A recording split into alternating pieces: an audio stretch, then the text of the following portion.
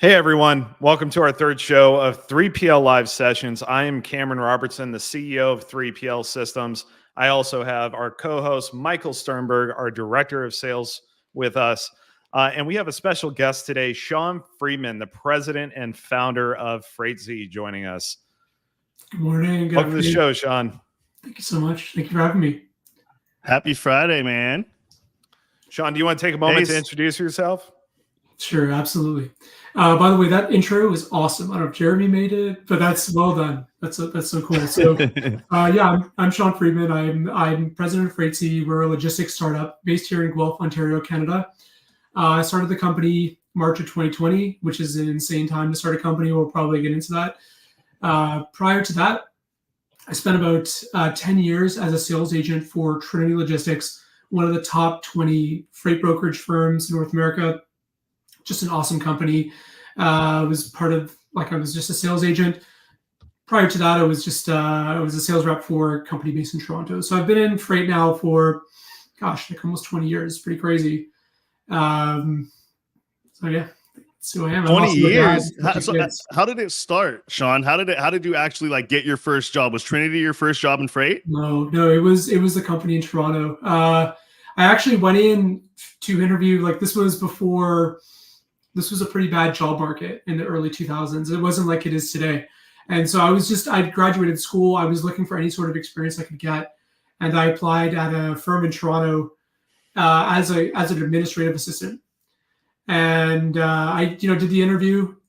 It was with the VP at the time. And he was like, hey, they called me back and was like, hey, do you want to get in? Would you ever consider sales? And I was like, honestly, I was super shy at the time. I was like, well, I don't know. And he was like, look, he's like, you can make this kind of money if you do exactly what I say for the next 2 years. He's like, you will hate it. It'll be extremely challenging. But if you do what I say, like this will be a good opportunity for you. And sure enough, I did that. I went all in at this company. It was extremely tough, to be honest. I was making not very much money for the first little while. My friends thought I'd join a cult or something. I was working every single day on my phone, on the weekends, everything. But it paid off.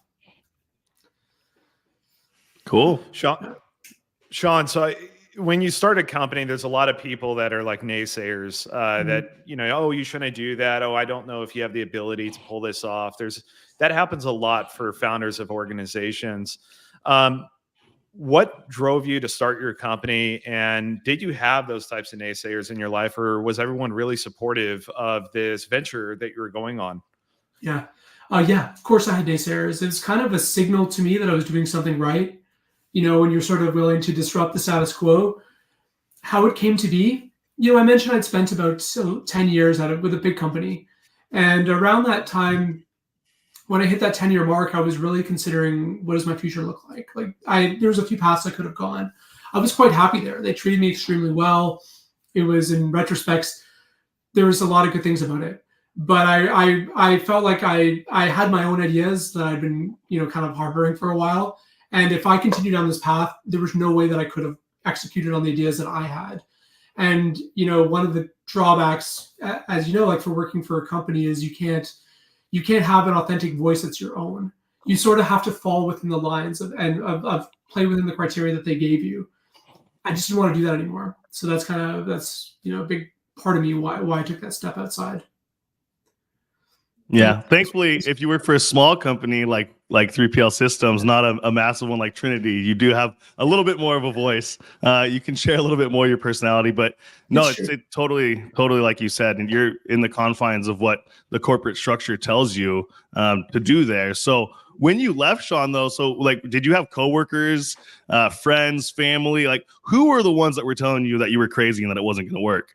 Yeah. So before I answer that, I want to say that I do recommend starting with a big company as well. There is something to be said with starting for a big company with that structure before getting into a smaller startup vibe.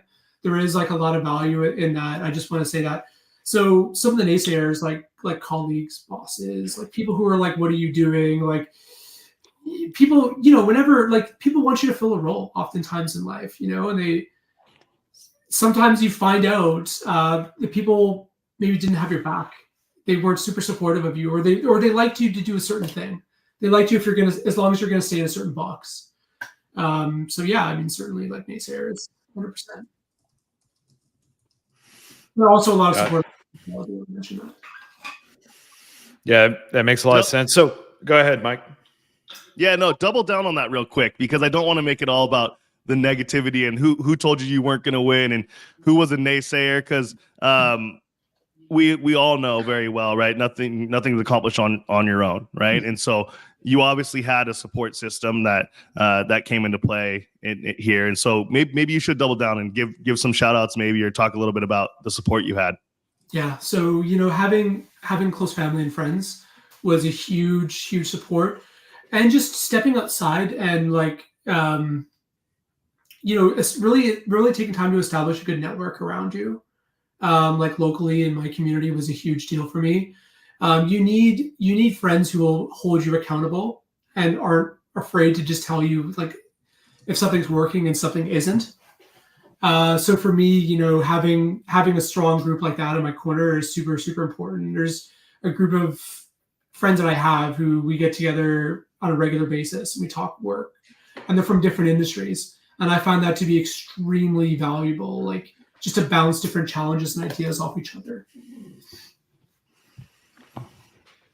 That makes a lot of sense. So Sean, you've been a client of ours for a little bit now. What aided in your growth over the years? Because we've seen you growing over the years. And what do you think drove that growth? What strategies did you apply within your organization in order to succeed?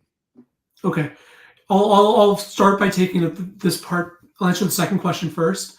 So what happened in the first year is I've been in sales for a long time, 10 plus years as a sales agent for one of the top 20. Not only were they the top 20 by volume, but they're just a good company. People know them. They've got a good reputation in our industry.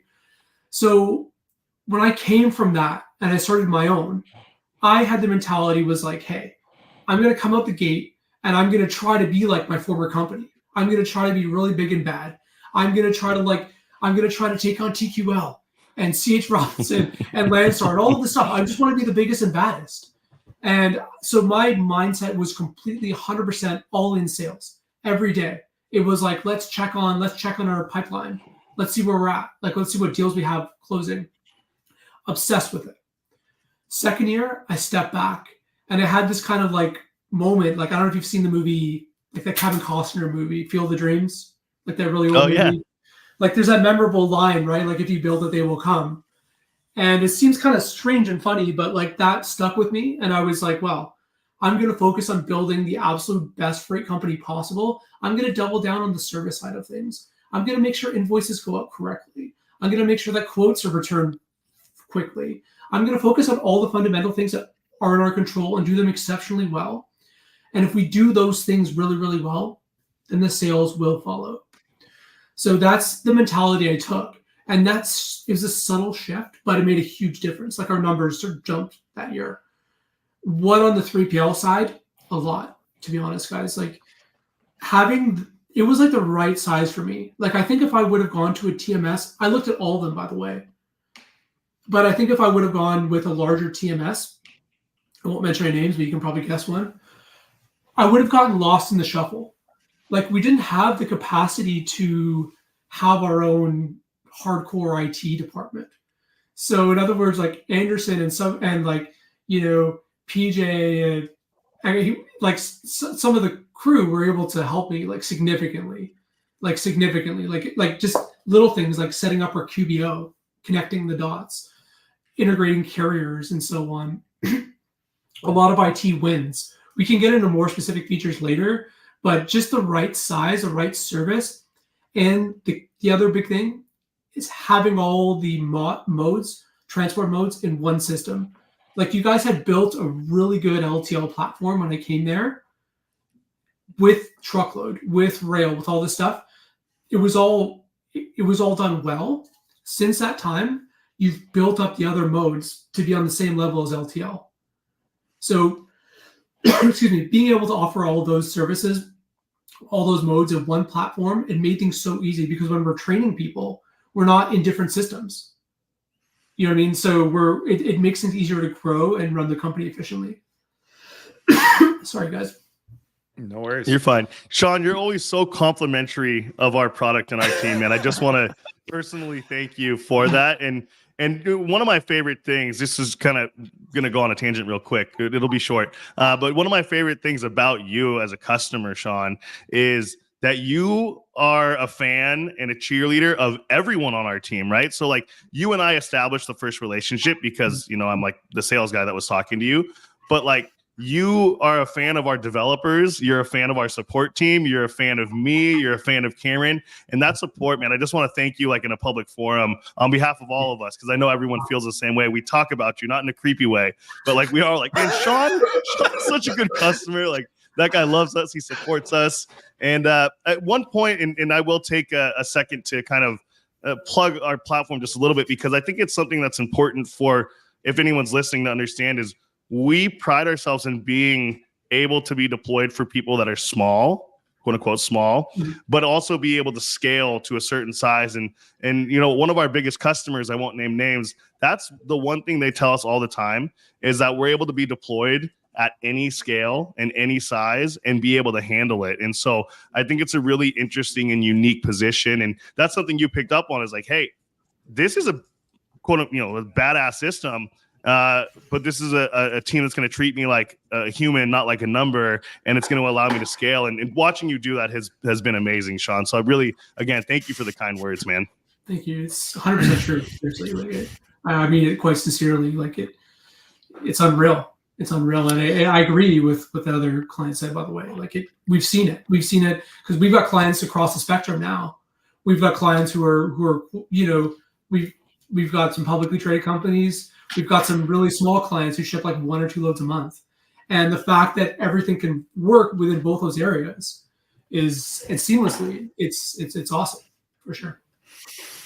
Yeah. So yeah, no, we really appreciate it. Just to reflect what Michael said, all the support is amazing. And one of the things that was really beneficial, I think, especially for you being in Canada, is us introducing that Canadian support on our side. So I do want to switch gears a little bit. What is giving you the opportunity to go up against these big players with the industry? Because you've shared with us that you're able to win business against these big brokerages, and you don't hear that all the time, especially from smaller companies saying that. A lot of the times I'm on calls with clients where they're talking about, I'm losing this to ABC company who does, $500 million in freight brokerage. How are you competing against that? What are some of the things you can recommend to others? Definitely understand the customer service side, but technology, what's driving that growth? Mm-hmm. A few things that are proprietary. Number one, like features like, for example, the Bazaar, which is a feature that you've introduced this year, has been an absolute game changer for us, where we can essentially take our tariffs, mix them with, and leverage those against other tariffs, other 3PL users, to give us the best rate possible. Being able to, get customer specific pricing and apply it efficiently, easily.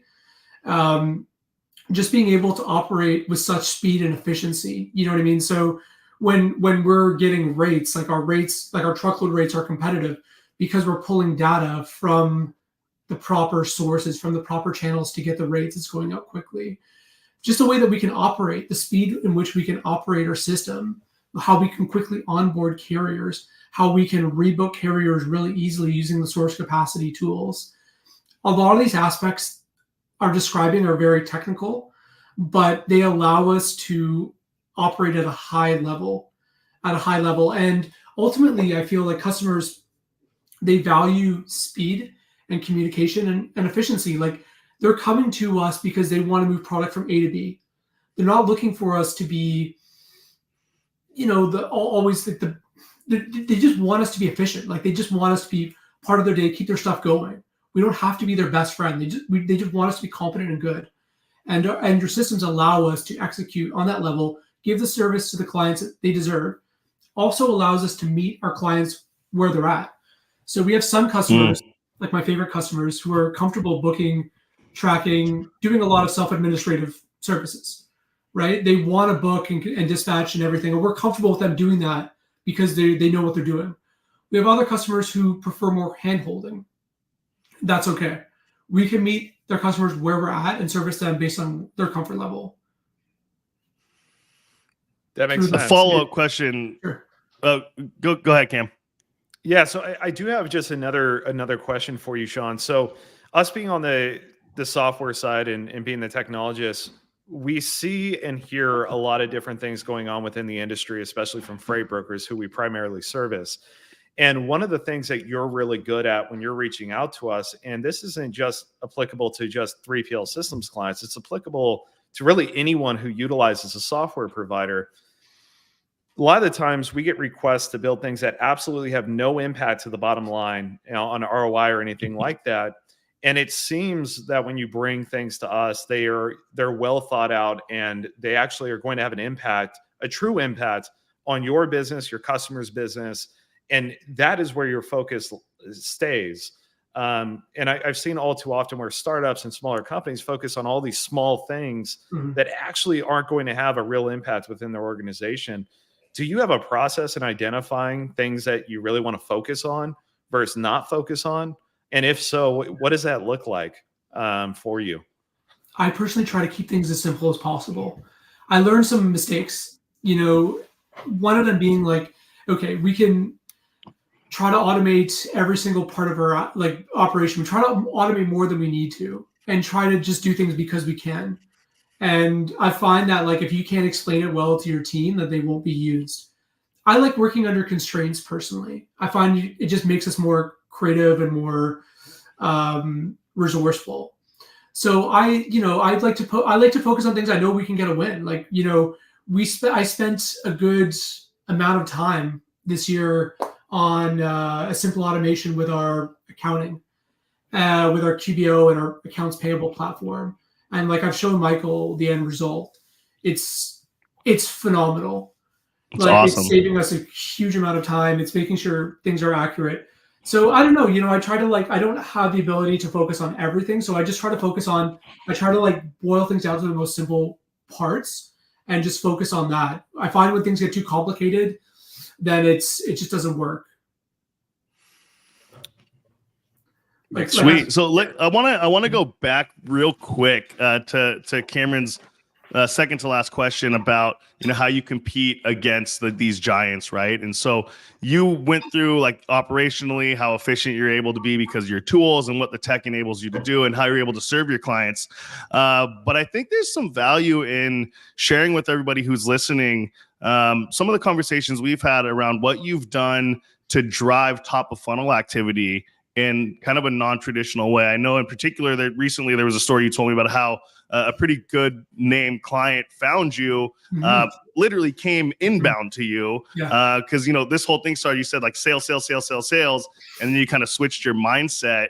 And I know you've done some awesome things with your website to literally drive inbound in a way that I think is super.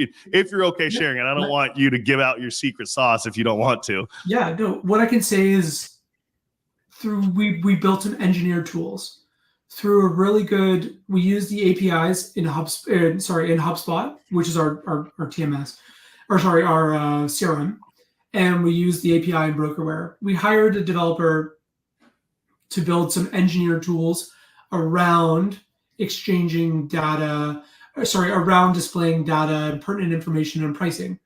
That drove some pretty significant inbound leads I'm excited about.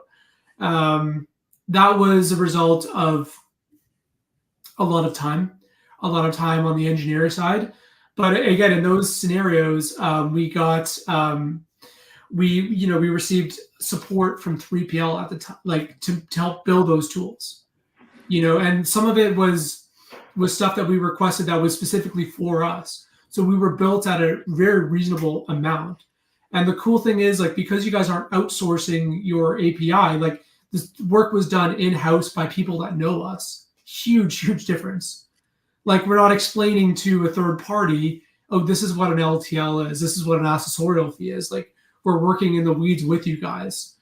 So I can't talk about the specific tools that are driving them, but I can say that, yes, this is working for us. And it's part of that, that Kevin Costner Field of Dreams mentality, I guess. Awesome. Sean, appreciate you sharing all that. So tell us a little bit about any projects that you're currently working on now. Yeah, so a huge thing for me is the carbon neutral program. I launched it. I felt like I was really early when I launched it. It was one of, it was the first of its kind in Canada. It was the first carbon neutral program that we released for Canadian shippers. We offset over 1 million pounds of CO2. We have like an infographic, but it's something insane. It's like the equivalent of like 2 of those like Jesus statues on Brazil, the Rio de Janeiro. I don't know. Go on our Instagram. You can see what the equivalent of it. It's pretty wild. But we did this. I'm super proud. But the issue that we were having is that we were having to do the calculations. We had a university student from U of G do the calculations for us of the emissions. Took her a little while. Then we were having our offset partner Cloverly, who's an amazing company, by the way, they were doing it for us, kind of on spreadsheets as well. Cameron announced publicly at the last event, right, that they're building something in-house to do these calculations for us. This is actually a huge deal, like a really significant deal. So I'm going to be working on bringing that program, revamping it so we can automate those functions so we can help grow it, because it was a huge bottleneck for us. Like, we had customers who were really interested in it. We're super awesome participants in it, but the actual offsetting activity took us quite a while. Going back and forth, and I'm really excited where this goes. I think a lot of the audience, in Manhattan Beach, were fired up. But you saw the whole room like light up when Cameron mentioned this, and so I'm going to be working on this pretty substantially. Yeah, it's become more and more important, basically, from the industry. What I've heard talking to other freight broker executives and people just in the industry really is a lot of shippers are requiring this level of information now. So we said, okay, sounds great. Let's automate it. Let's put it directly in their interface and give them direct access to these calculations. And then working with partners like Cloverly, Smartway, and others. So we're pretty excited about that project and a bunch of others that we're bringing to life here in early next year. So I do want to bring it to closing thoughts. Sean, is there anything else you want to share? Any closing thoughts for us today? Yeah, I'm going to give a shameless plug here. So, last year we released a children's book, all for charity, by the way, Heroes Behind the Wheel. Really fun, sweet book. Really aimed for younger kids. There's a new one coming out. It's called The Freight Gods. If you want to be on the mailing list, please put in the chat, send me an email. We're going to keep you posted, but it's going to be for slightly older kids. Something that you can, if you're a parent, you're going to get, and if you work in the supply chain, you're going to love this book. You're going to love reading it to your kids. There's going to be something you can both get out of it. Plays a lot into Greek mythology. It's kind of where my head's been at. It's kind of a mashup of the Iliad and the Odyssey, and kind of plays with the idea of fate. And, I know you guys can relate to this. There's a lot of visibility tools inside of Broker where, you've got macro point like we use. You've got 4 kites, a million other ones now. When you use these tools, they give you the impression that you're actually controlling things like a video game. When we've lost sight that actually you don't actually control these things. It's to do with fate, and it's outside of your control. We've lost the idea that it's okay. Things go wrong. Like, things they happen. So this book is going to play with some of those ideas. I can't say much more, but I hope you'll, send me a message so we can keep you on the mailing list. It's going to be early next year. Sean, what's your email? Since you mentioned for people to email you. Yeah, so Sean.Freedman, just like you my name, @freightzy.com. Send me an email, put you on the mailing list, and I would appreciate your support. Awesome. Awesome. So Sean, thanks for joining us today. We really, really appreciate it. We're going to drop you from the show. We really appreciate you coming on, and thank you for sharing your story. Thanks, Sean. Fast forwarding to the future, this is the last show of the year for Michael and I. Last 2 weeks of the year, we are pretty much going to be off. Early next year, January 5th, we have Chris Fields of Zell Logistics coming on. And we also have Microsoft coming on in January as well. So we're pretty excited about that. So tune in and watch out for that. Michael, anything else you'd like to add? No, just because it's the last show of the year. Happy holidays to everybody, whatever it is that you're celebrating. I know today is the last day of Hanukkah, so if that's what you're celebrating, happy holidays there. If it's Christmas, happy holidays there. If it's anything else, any other denomination, we don't choose sides here. So, but yeah, thanks for joining us on the first few shows as we kick this off, and we're excited to continue the show next year. That's it. Appreciate everyone. Thank you. How wonderful. Thank holiday. you, guys.